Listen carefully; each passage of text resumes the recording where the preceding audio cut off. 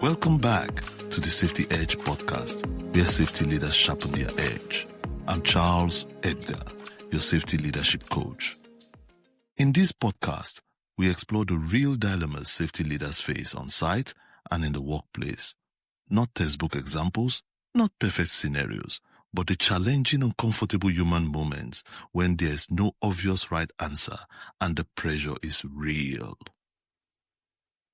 And in each episode, we unpack one real-world leadership dilemma and explore how adopting a coaching mindset can make the difference. Not by controlling people, but by sharpening how we think, listen, and lead. This season focuses on leadership under pressure to explore what happens to safety when urgency compresses thinking.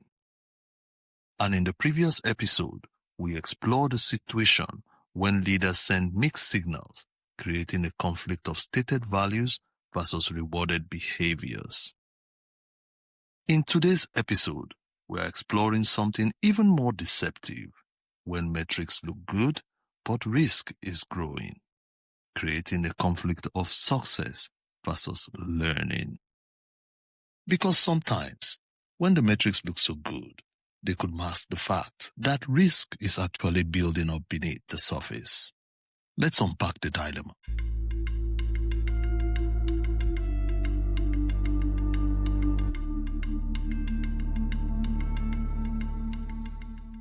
Picture this. You are in a safety review meeting with the leadership team. The safety dashboard is up on the screen. No recordable injuries. Strong audit scores.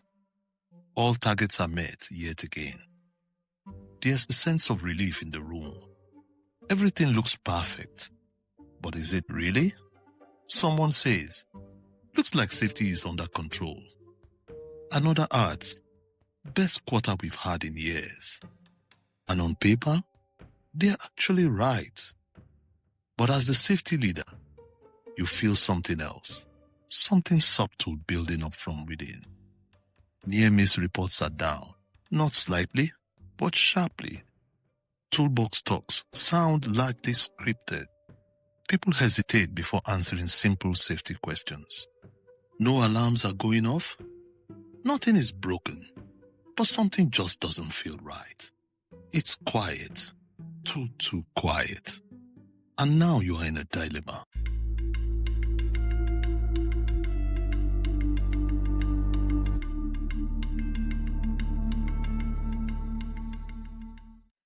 Do you celebrate the success and stay silent? Do you question the numbers and risk sounding negative? Do you raise concerns with no incident to point to? Because challenging good results can sometimes feel so uncomfortable, and in some cases, could even be mistaken for disloyalty. Why is this a true leadership dilemma? This situation isn't about bad intent. It's about how systems respond to success. When metrics are celebrated and rewarded, people tend to protect them. And when numbers are praised, people tend to avoid anything that might threaten them. Slowly, reporting becomes more selective. Learning becomes too risky. All of a sudden, silence feels more safer than curiosity. Not because people don't care, but because they care too much about looking good and staying green. This is where safety leadership becomes really challenging. Because the absence of harm is often mistaken for the presence of safety. And metrics, which are ordinarily meant to inform, quietly begin to control behaviors. The danger isn't that the numbers are wrong, it's that they stop being questioned. In moments like this, safety leaders often respond in predictable ways. First, we double down on the metrics. We track them harder, report them louder, celebrate them even more. But numbers don't create awareness, they often create comfort. Secondly, we introduce new indicators, more charts, more dashboards, and even more data. But without meaning, more data just tend to create more noise. Thirdly, We wait for a real signal, an incident, a deviation, or even a failure. And by the time that happens, learning is already too late. And sometimes we just say nothing at all. Because questioning success sometimes feels like you're creating a problem where nothing actually exists. But silence has a hidden cost. It teaches the organization that good numbers matter more than honest learning. Now let's see it from the coaching lens.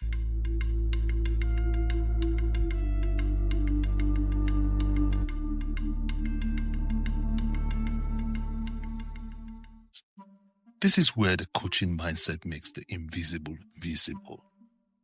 Not by challenging the results, but by changing the conversation around them. Imagine you are in that leadership meeting. The manager says rather confidently, "Our safety performance is strong. 0 incidents again this quarter." You don't criticize. Instead, you say gently, "That's encouraging. Can I ask, what are we learning right now? Even though nothing has gone wrong." The room suddenly goes quiet. Not defensive, just that they are not used to these types of questions being asked. The manager responds again. "I'm not sure we talked about that." You gently follow up. What kinds of events or concerns would people hesitate to report right now? Now there's a shift. A supervisor speaks up, rather carefully. "Near misses. People sometimes don't want to be the one who break the streak." That answer really matters, because now the cost of good numbers is gradually becoming visible. You continue. If these metrics stay green for another year, what risk might be quietly increasing in our blind spots? Yet another pause. This time, it's much longer. Engineering responds thoughtfully. Complacency. We probably would assume all controls are much stronger than they really are. Now the conversation has changed. The dashboard is no longer the conclusion. It's just the starting point. You ask one final question. What signs would tell us that risk is increasing, even if the numbers still look this good? This time the responses come more quickly. Less reporting. Because people no longer feel the need or do not feel safe to speak up. More scripted conversations, where discussions sound more rehearsed and safe, rather than honest and curious. Fewer challenges in meetings, when assumptions go untested and difficult questions are quietly avoided. Early warnings are normalized. Small deviations are explained away rather than explored. Decisions are rushed because past successes create pressure to keep moving instead of pausing to learn. What did you notice there? Nothing dramatic happened. No rules were quoted. No targets were challenged. No authority was used. But awareness had been evoked in the room, and an opportunity for learning has reopened. This approach works because metrics often describe outcomes. Questions reveal conditions. Numbers tell us what happened. Questions help us to see what's forming on the horizon. When leaders ask reflective questions, people feel safe to notice weak signals. Learning becomes acceptable again, and success stops silencing curiosity. This is the edge. Not rejecting metrics, but refusing to be blinded by them. Here's the key insight from this episode. Strong metrics do not necessarily equal low risk. Often they could mean low visibility. Safety leadership is about maintaining curiosity, especially when everything looks fine. Because oftentimes, unmanaged success can be much more just as dangerous as unmanaged failure. As we close, I invite you to reflect on this. Where in your organizations are good numbers, probably creating a false sense of confidence? What questions are no longer being asked because the results look so good? Can you think of one well-placed question that can bring learning back into the room? Do you have the courage to speak up and to ask these questions? As safety leaders, We have a duty to ask these questions, not necessarily to undermine the system, but to evoke awareness, stimulate reflection, and help teams uncover deeper insights. Insights that challenge assumptions, broaden perspectives, and ultimately guide better and more informed decisions. That there is the edge.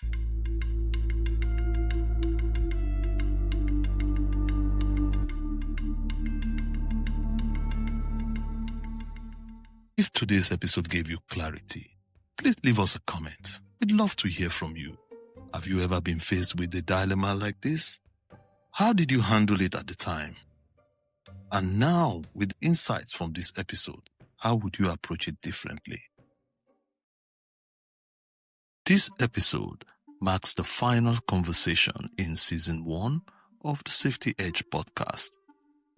Throughout this season, we've explored different scenarios involving leadership under pressure, moments where urgency compresses thinking, where expectations collide, and where leaders are forced to decide in real time what truly matters.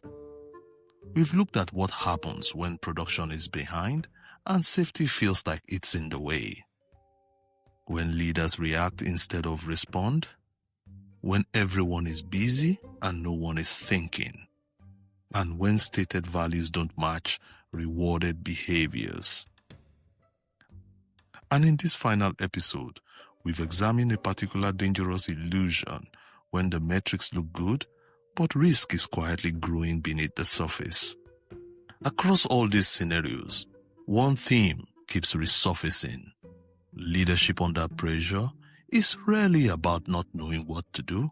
It's about how pressure shapes attention, judgment, and behavior, and whether leaders create space for thinking before the system forces learning the hard way. Season 1 wasn't about giving answers. It was about slowing moments down long enough to ask better questions. As we close Season 1, we also open the door to what comes next. Season 2 of the Safety Edge podcast will focus on a different but closely connected risk: voice, silence, and psychological safety. In this season, we will examine how leadership responses, systems, and everyday habits often unintentionally suppress voice. How people learn when to stay quiet, which concerns gets raised, and which ones never make it into the room. Because in many organizations, the most dangerous risks aren't the ones people speak about, they are the ones no longer mentioned at all. We hope you join us as we continue the conversation in the upcoming episodes of the Safety Edge podcast. While here, make sure to follow and subscribe to the podcast so you never miss an episode. And don't forget to invite a friend or colleague to listen along with you. Thank you for joining me for this episode of the Safety Edge podcast. I'm Charles Edgar, your safety leadership coach. And until next time, keep leading, keep learning, and keep sharpening your edge. Bye for now. Brought to you by the Safety Edge platform, an independent leadership and safety learning platform, building leadership capacity, one conversation at a time. Find us wherever you get your podcasts